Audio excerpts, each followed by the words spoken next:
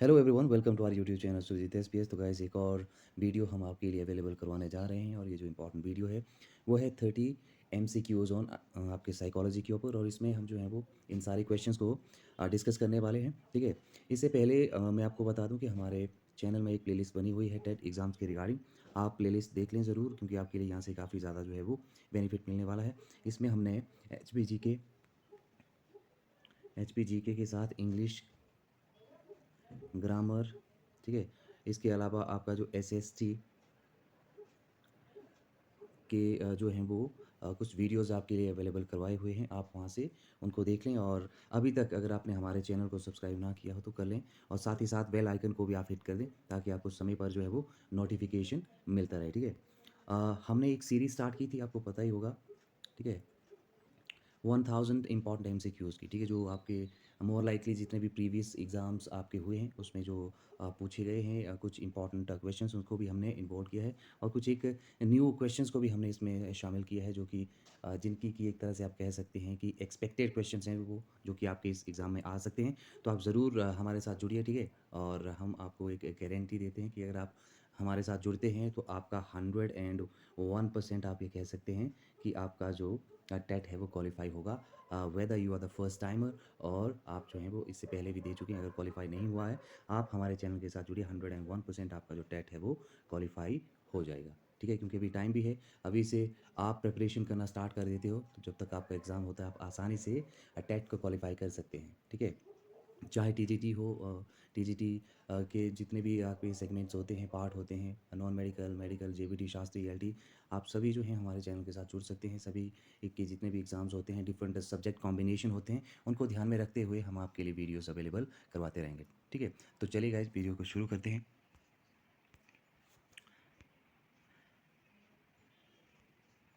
जो पहला क्वेश्चन है वो है, बालकों के उत्तम विकास को ध्यान में रखकर निम्नलिखित में से किस आयु वर्ग को महत्वपूर्ण समझा जाता है। ठीक है, ऑप्शन ए है 1 से 5 साल, ऑप्शन बी है 5 से 10 साल, ऑप्शन सी है 10 से 15 साल, ऑप्शन डी है 15 से 20 साल।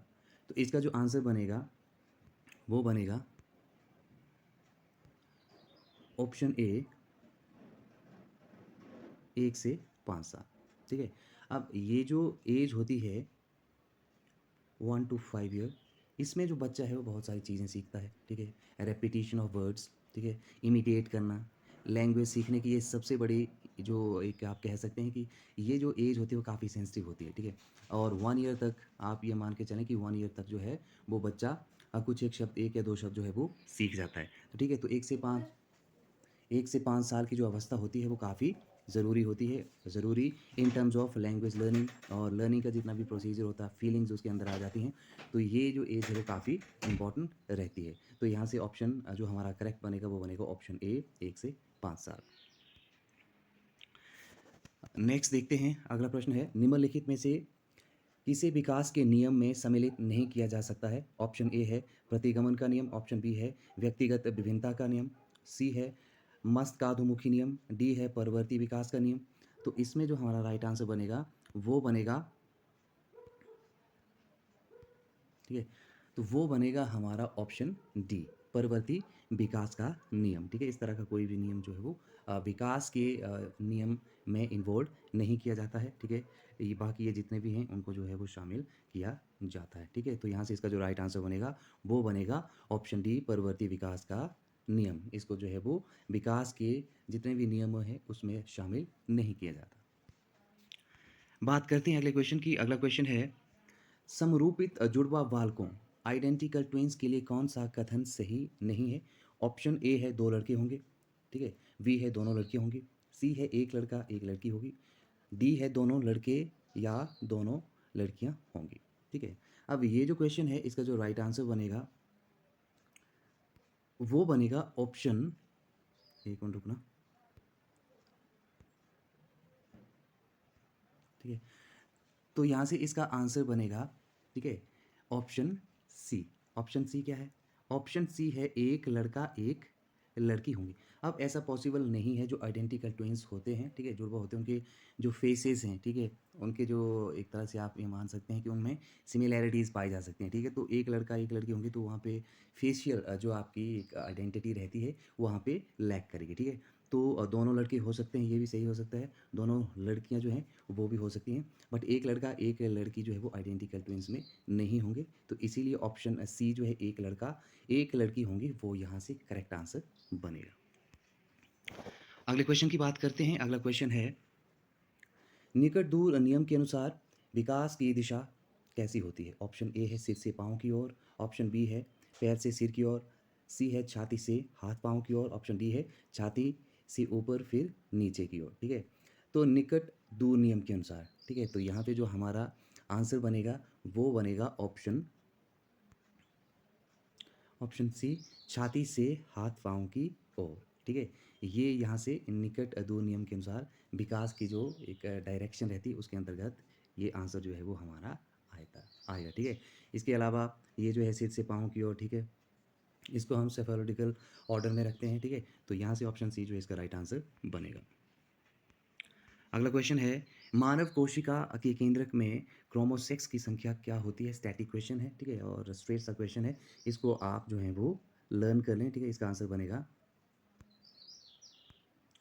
Option A 23 pairs. अगले क्वेश्चन की बात करते हैं, बाल विकास के अध्ययन में सबसे अधिक किस विधि का उपयोग किया जाता है? ठीक है, एक टेक्निकल आप कह सकते हैं इस क्वेश्चन को, इंपॉर्टेंट है।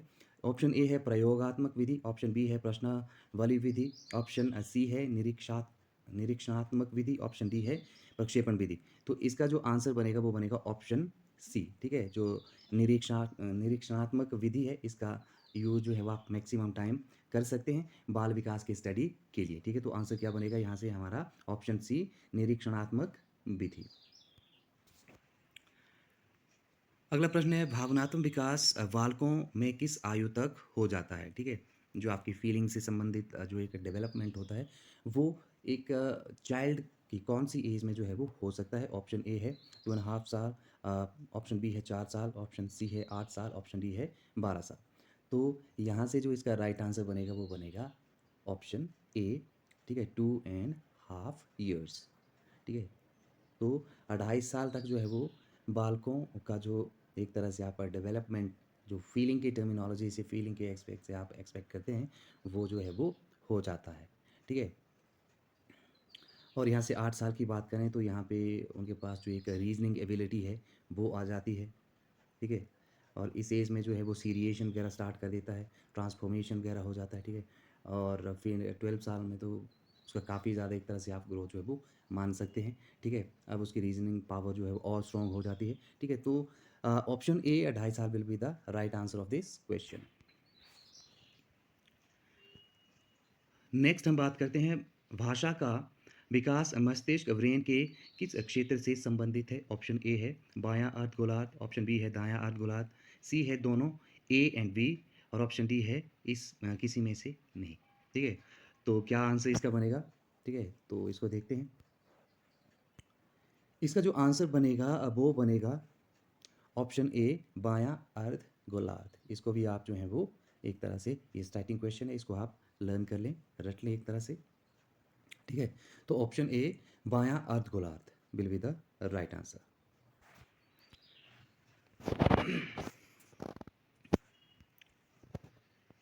उसके बाद नेक्स्ट क्वेश्चन है, मूलभूत प्रवृत्तियां निम्नलिखित में से कौन सी नहीं है? ऑप्शन ए है जिज्ञासा, ऑप्शन बी है लालच, सी है ईर्ष्या, और डी है प्यार, ठीक है। तो यहाँ से जो राइट आंसर बनेगा वो बनेगा आपका ऑप्शन सी, ईर्ष्या, ठीक है, जिसको हम जेलसी बोल देते हैं, ठीक है।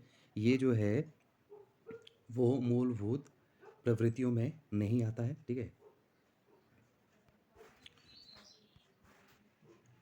अगला प्रश्न है, अधिगम का पठार के लिए निम्नलिखित में से कौन सा कथन सत्य है? ऑप्शन ए है अभ्यास से अधिगम बढ़ता है, अभ्यास से अधिगम घटता है, अभ्यास का जब कोई प्रभाव नहीं होता, अभ्यास से निपुणता आती है, ठीक है। तो इसका जो आंसर बनेगा वो बनेगा अभ्यास का जब कोई प्रभाव नहीं होता है, ठीक है? अधिगम का पठार, जो एक लर्निंग प्लेटू आप जिसको मान सकते हैं, ठीक है? उसमें क्या होता है, अभ्यास का जब कोई प्रभाव नहीं होता है, तो ये इस क्वेश्चन का जो है वो राइट आंसर बनता है ऑप्शन सी, ठीक है?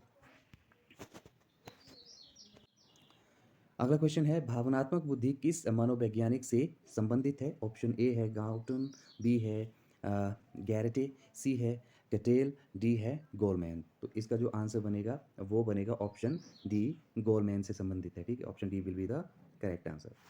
नेक्स्ट बात करते हैं, वंशानुक्रम अनुपात किस मनोवैज्ञानिक ने विकसित किया था, ठीक है? तो इसका जो राइट आंसर बनेगा वो बनेगा ऑप्शन ए, जॉनसन।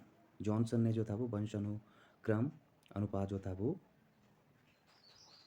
ये इन्होंने विकसित किया था। देखिए हेरिडिटी इसको इंग्लिश में बोलते हैं, इसमें आपके जो जीन्स हैं वो जो है उसमें कुछ एक सिमिलैरिटीज़ आपकी पाई जाती हैं, ठीक है? जो जनरेशन टू जनरेशन जो है वो पास ऑन होते रहते हैं, ठीक है? बिने और टर्मन की बात करें तो इन्होंने जो था वो आईक्यू को लेके जो था वो काम किया था, आईक्यू का फॉर्मूला कंस्ट्रक्ट किया था, ठीक है? तो इस तरह से ये एडिशनल इन्फॉर्मेशन इस क्वेश्चन के साथ बनती है। बात करते हैं अगले क्वेश्चन की। अगला क्वेश्चन है, सृजनशीलता की प्रमुख विशेषता क्या है, ठीक है? नवीनता, मौलिकता, नम्यता, डी सभी। बिल्कुल स्ट्रेट सा क्वेश्चन है, इजी है, और इसका जो आंसर बनेगा वो बनेगा ऑल ऑफ दीज सभी, ठीक है?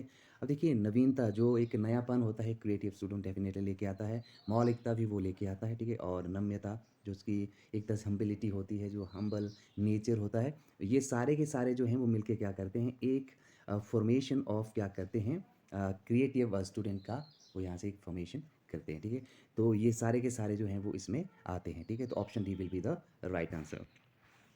आगे बढ़ते हैं और बात करते हैं अगले क्वेश्चन की। अगला क्वेश्चन काफ़ी इम्पोर्टेंट है और काफ़ी इम्पोर्टेंट के साथ साथ रिपीटेड भी काफ़ी ज़्यादा है। मैक्सिमम टाइम ये जो है वो रिपीट किया जाता है, रिपीटेड काफ़ी है ये, ठीक है? तो ये क्वेश्चन है, मूर्ख बालकों की बुद्धि लब्धि क्या होती है, ठीक है? तो मूर्ख बालकों की अगर हम आईक्यू की बात करें तो ऑप्शन सबसे पहले देख लेते हैं, फिर उसके बाद हम बात करते हैं। ऑप्शन ए है 50 से 70 के बीच में आईक्यू रहता है। ऑप्शन बी है 30 से 50 के बीच में आईक्यू रहता है। सी है 70 से नीचे रहता है, और डी है 20 से नीचे रहता है, ठीक है? अब ये जो क्वेश्चन है ना, बहुत ही अच्छा क्वेश्चन है, काफ़ी इंपॉर्टेंट है, ध्यान से देखना। जो मूर्ख बालक होते हैं उनका जो आईक्यू रहता है, तो वो जो है वो रहेगा आपका किसके बीच में, वो रहेगा ऑप्शन ए, जिसमें कि दिया गया है 50 से 70 के बीच में, ठीक है? तो ये तो हो गया जो मूर्ख जिसको हम मोरॉन कहते हैं, उनका जो आईक्यू है वो इतना रहता है, ठीक है? अब यहाँ पे अगर हम बात करें तो 70 से नीचे भी है, तो ये भी इसी कैटेगरी में आ जाएगा, ऑप्शन सी जो है ये भी मोरॉन के ही कैटेगरी में आ जाएगा, ठीक है? उसके बाद हम देखते हैं 30 से 50, ठीक है? अब 30 से 50 के बीच में जो होते हैं इनको हम किस में इंक्लूड करते हैं, तो इसको हम जो है वो इंक्लूड कर सकते हैं किसमें, तो ये आएंगे आपके मूड में, ठीक है? तो ये किस में आएंगे, मूड में। और ये जो नीचे है 20 से नीचे, तो इसको हम इडियट्स में इंक्लूड करते हैं। ये आप यहाँ से एडिशनल इन्फॉर्मेशन इसको ध्यान में रखें, इंपॉर्टेंट क्वेश्चन है, ठीक है? रिपीटेड क्वेश्चन है, हर एक टेट के एग्ज़ाम में जितने भी होते हैं वहाँ पे मैक्सिमम टाइम ये यहाँ से जो क्वेश्चन है वो पूछा जाता है, इसको ध्यान से देखना। अगला क्वेश्चन है, शिक्षण प्रक्रिया में क्या नहीं होना चाहिए? ऑप्शन ए है निर्देशन, बी है अधिगम, सी है मतारोपण, डी है प्रशिक्षण, ठीक है? यहाँ पे अब आपने सोचना है कि इसमें कौन सा एक ऐसा एलिमेंट है जो कि ना नहीं होना चाहिए, ठीक है, शिक्षण प्रक्रिया में, ठीक है? तो यहाँ से जो नहीं होना चाहिए वो होगा मतारोपण, ठीक है? निर्देशन डेफिनेटली होना चाहिए। अधिगम वो तो मेन गोल है, लर्निंग के बिना तो कोई भी जो आपका एजुकेशनल प्रोसीजर है वो इनकम्प्लीट है। प्रशिक्षण डेफिनेटली होना चाहिए, ट्रेनिंग तो होनी ही चाहिए, ठीक है? ट्रेनिंग आपको जो है वो आपके अपने फील्ड में जो है मैच्योर बनाता है, आपकी नॉलेज को इन्हांस करता है। मतारोपण जो है वो नहीं होना चाहिए, ठीक है? तो option C will be the right answer of this question. बात करते हैं अगले क्वेश्चन की, बालकों को प्रतिपुष्टि जिसको कि हम फीडबैक कहते हैं किस प्रकार दी जाती है, ठीक है? फीडबैक देने का देखिए सबसे बड़ा जो इम्पोर्टेंट एस्पेक्ट है वो है कि आप किस तरह से उनको जो एक रिजल्ट है वो देते हैं, रिजल्ट में आप क्या प्रेजेंट कर रहे हो, ठीक है? ये सबसे बड़ी फीडबैक होती है स्टूडेंट्स के नज़रिए से, ठीक है? अब यहाँ पे हम सबसे पहले ऑप्शन की बात करते हैं, तो ऑप्शन ए है प्रशंसा, बी है पुरस्कार, सी है परिणाम का ज्ञान और डी है दंड। ठीक है, तो यहाँ से ऑप्शन डी हो नहीं सकता। ठीक है, पुरस्कार और प्रशंसा दोनों ही आपके एक ही सेम कैटेगरी में आते हैं। हाँ, पुरस्कार और प्रशंसा भी आप इसमें इंक्लूड कर सकते हैं, but the most suitable option जो है इस क्वेश्चन का, दैट इज़ परिणाम का ज्ञान। ठीक है, जब भी आपका एक रिजल्ट आता है और रिजल्ट में आपको इन्फॉर्मेशन मिलती है कि आपने क्या किया है, तो तब जाके एक स्टूडेंट को पता चलता है कि एग्जैक्टली मैं कहाँ पे स्टैंड कर रहा हूँ। ठीक है, तो the option C will be the correct answer of this question. ठीक है, आई होप गाइज कि आपको वीडियो पसंद आ रही होगी, तो बीच में आप लाइक शेयर भी करते रहें, और जैसा मैं बार बार कहता हूँ, चैनल पर नए हैं तो ज़रूर सब्सक्राइब कर लीजिए और हमसे जुड़िए। आप जितना भी टेट एग्ज़ाम के डिफरेंट सब्जेक्ट्स होते हैं, उनको लेके हम जो हैं आपके लिए इस बार प्रिपरेशन और कंटेंट मटेरियल जो है वो प्रोवाइड करवाएंगे। अब नेक्स्ट क्वेश्चन की बात करते हैं। प्रयोजनवाद के संस्थापक कौन है? ऑप्शन ए है जॉन डुई, बी है किलपैट्रिक, सी है फ्रोवेल, डी है नन ऑफ दीज, या इनमें से कोई नहीं। ठीक है, प्रयोजनवाद के संस्थापक की बात यहाँ से जो है वो पूछी जा रही है, तो इसका जो राइट आंसर बनेगा वो बनेगा ऑप्शन ए जॉन ड्यूई। ठीक है, किलपैट्रिक ने प्रोजेक्ट मेथड, ठीक है, उसकी जो थी वो ये एस्टैब्लिशमेंट की थी। ठीक है, और इस तरह से आप ये देखें कि इसका जो राइट आंसर है वो बनता है option A John dewy. Next most important question है, जीववाद किस अवस्था की विशेषता है? ठीक है, ऑप्शन ए है 1 से 2 साल, बी है 2 से 7 साल, और सी है 7 से 11 साल, डी है 12 से 15 साल। ठीक है, तो चलिए इसका जो सबसे पहले हम आंसर की बात कर लेते हैं, तो इसका आंसर बनेगा जीववाद किस अवस्था, एनिमिज्म। ठीक है, एनिमिज्म, ठीक है, वो कौन सी एज में आता है? तो ये जो है वो आता है ऑप्शन बी 2 से 7 साल की एज में। ठीक है, 2 से 7 साल की एज में जो है वो एनिमिज्म इसमें आता है। ठीक है, और यहाँ पे क्या होता है, तो इस एज में बच्चा जो है वो बहुत सारे काम करता है, सीरिएशन वो कर लेता है इसमें। ठीक है, छोटे छोटे ऑपरेशंस वो करना स्टार्ट कर देता है। ठीक है, इसको हम प्री ऑपरेशनल स्टेज में भी इंक्लूड करते हैं। ठीक है, और ये स्टेजेस जो हैं वो किसने दी है? पियाजे ने दी हुई है। ठीक है, तो छोटे छोटे जो ऑपरेशन है वो करता है, और ऑपरेशन से पहले वाली ये स्टेज है, इसीलिए इसको क्या कहा जाता है? Pre operational stage. First stage की बात करें तो फर्स्ट स्टेज है आपकी सेंसरी मोटर स्टेज, जो कि 0 से 2 ईयर्स तक जो है वो इसमें बच्चे आते हैं। इसमें लैंग्वेज लर्निंग के लिए जो है वो काफ़ी इंपॉर्टेंट ये एज रहती है। ठीक है, इसके साथ साथ अगर 2 से 7 साल की बात करें तो इसमें जो स्थायीपन है वो भी बच्चों में आ जाता है। ठीक है, 7 से 11 साल की बात करें तो यहाँ पे जो बच्चा है वो सीरिएशन सीख लेता है, ट्रांसफॉर्मेशन भी सीख लेता है। ठीक है, अब रीजनिंग भी उनकी जो है स्ट्रॉन्ग हो जाती है, तो option B will be the right answer of this question.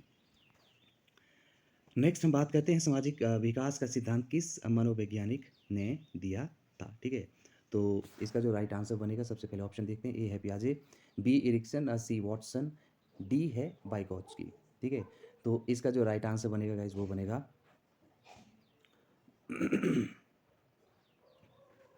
वो बनेगा ऑप्शन बी एरिक्सन। ठीक है, इन्होंने 5 स्टेजेस भी दी हैं। ठीक है, इनका जो एक सोशल डेवलपमेंट है, ठीक है, तो उसमें इन्होंने 5 स्टेजेस दी हैं, फर्स्ट से ट्रस्ट वर्सेस मिसट्रस्ट, इस तरह से इस सीक्वेंस में 5 स्टेजेस आपको जो है वो देखने में मिलती हैं। पियाजे की बात करें तो इन्होंने कॉग्निटिव डेवलपमेंट पे काफ़ी ज़्यादा काम किया है। इसके अलावा अगर हम वॉटसन की बात करें तो इन्होंने जो है बिहेवियरिज्म, ठीक है, जिसको कि हम व्यवहारवाद कहते हैं, इस पे काम किया है।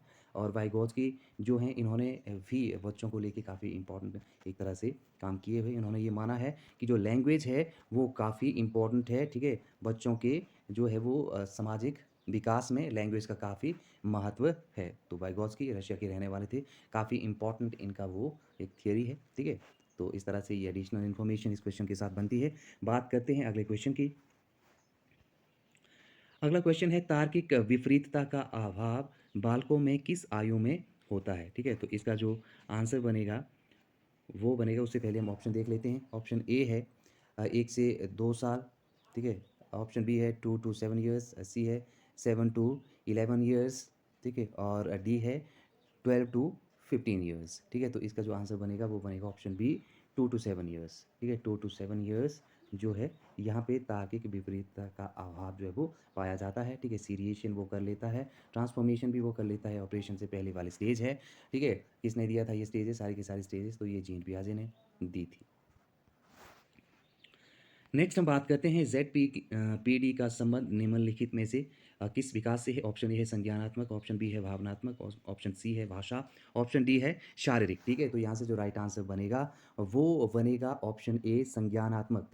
ठीक है, संज्ञानात्मक ऑप्शन ए यहाँ से इसका राइट आंसर बनता है। देखिए जो संज्ञानात्मक है वो हमारे माइंड के साथ जुड़ा हुआ रहता है। ठीक है, और जेड का कॉन्सेप्ट क्या है, सबसे पहले इसको समझ लेते हैं। तो जेड होता है जोन ऑफ प्रॉक्सिमल डेवलपमेंट, जहाँ पे आप जो हैं एक एक्चुअल डेवलपमेंट को रिसीव करना चाहते हैं, एक्चुअल डेवलपमेंट को, लेकिन एक्चुअल डेवलपमेंट को रिसीव करने के लिए आपको जो है वो अदर्स की भी हेल्प लेनी पड़ती है। अब ये अदर्स कौन होता है? तो वो होता है MKO।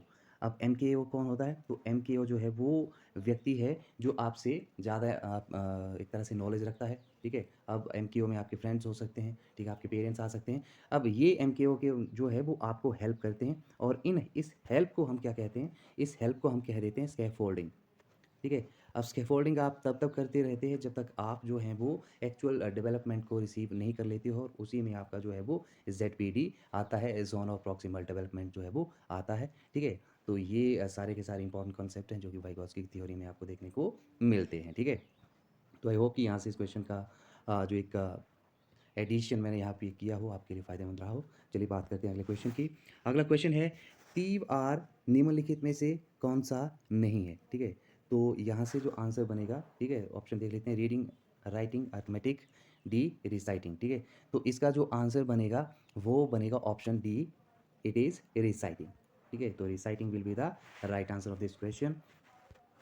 अगले क्वेश्चन की बात करते हैं, सामान्य संभावना वक्र के मध्य में क्या होता है? ठीक है, सामान्य जो संभावना है, जो एक पॉसिबिलिटी कर्व रहता है, उसके सेंटर में, उसके बीच में क्या रहता है? तो ऑप्शन डी। ठीक है, वैसे ऑप्शन दे लिखते हैं, मीन, ठीक है, मीडियन है और मोड है, तो ये सारे के सारे जो हैं इसके बीच में रहते हैं, तो option D will be the right answer.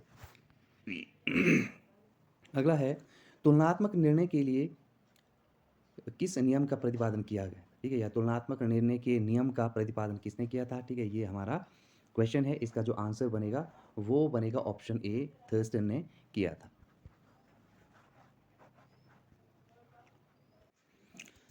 अगले क्वेश्चन की बात करते हैं। अगला क्वेश्चन है, 3D बुद्धि का सिद्धांत किस मनोवैज्ञानिक ने दिया था? ऑप्शन ए है गिलफोर्ड, बी है थर्स्टन, सी है स्पीयरमैन, और डी है कटेल। ठीक है, तो यहाँ से जो राइट आंसर बनेगा वो बनेगा ऑप्शन ए, गिलफोर्ड। ठीक है, गिलफोर्ड ने जो था वो सिद्धांत दिया था 3D का। ठीक है, अब इसमें कौन कौन से इंपॉर्टेंट एलिमेंट इन्होंने लिए थे? तो फर्स्ट था ऑपरेंट या ऑपरेशन। ठीक है, दूसरा जो इम्पोर्टेंट इन्होंने लिया था वो था कंटेंट। ठीक है, और तीसरा था प्रोड्यूस या प्रोडक्ट, जिसको आप कहते हैं प्रोडक्ट। ठीक है, ये तीन इंपॉर्टेंट एलिमेंट इन्होंने लिए थे। फर्दरली इन्होंने इन तीनों को जो है वो एक तरह से उसमें कुछ और एडिशन इन्होंने किए हुए हैं, लेकिन आपके लिए ये जानना ज़रूरी है कि 3D जो इंटेलिजेंस थियरी है वो गिलफोर्ड ने दी है। ठीक है, और इसमें ऑपरेंट, कंटेंट और प्रोडक्ट जो है, ये तीन एलिमेंट इन्होंने इंक्लूड किए हैं। नेक्स्ट बात करते हैं अगले क्वेश्चन की, व्यक्तिक परीक्षण का स्वरूप अधिकांश क्या होता है? ठीक है, तो यहाँ से जो आंसर बनेगा वो बनेगा ऑप्शन डी, अशाब्दिक एवं क्रियात्मक। Option D will be the right answer of this question. बात करते हैं अगले क्वेश्चन की। अगला क्वेश्चन है, तत्काल स्मृति निम्नलिखित में से किसे कहते हैं? ऑप्शन ए है संवेदी स्मृति, बी है लघुकालीन, सी है दीर्घकालीन, डी है समकालीन। ठीक है, तो समकालीन कंटेम्प्रेरी जो happening at the same time होता है, लघुकालीन जो काफ़ी शॉर्ट, और संवेदी और दीर्घकालीन। चलिए इन तीनों जो हमारी मेमोरीज हैं उनको समझते हैं। सबसे पहले ऑप्शन ए में जो संवेदी स्मृति दी गई, इसके बारे में बात करते हैं।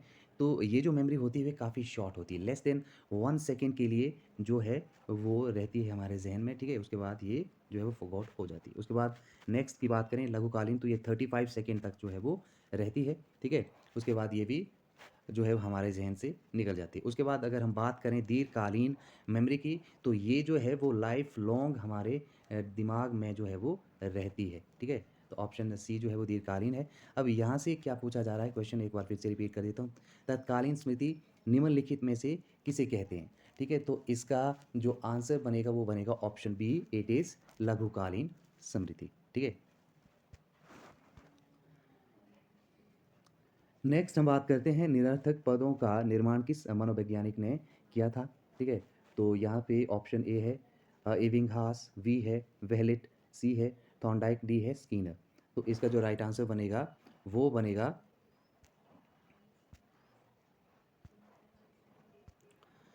बनेगा हमारा ऑप्शन ए, एबिंगहास।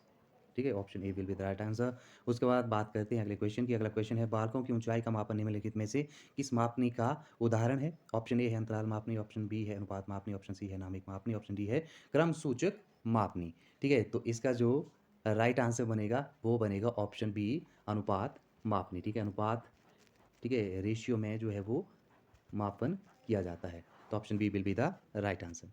उसके बाद नेक्स्ट है क्लासिकी अनुबंधन में अनुक्रिया का स्वरूप कैसा होता है? ठीक है, तो सबसे पहले तो हम बात ये कर लें कि जो एक क्लासिकी अनुबंधन थियोरी है, ठीक है, वो पैवलोव के द्वारा दी गई है और उन्होंने एक का डॉग के सलाइवा पे इन्होंने जो था वो एक आप कह सकते हैं कि एक्सपेरिमेंट किया था उसका।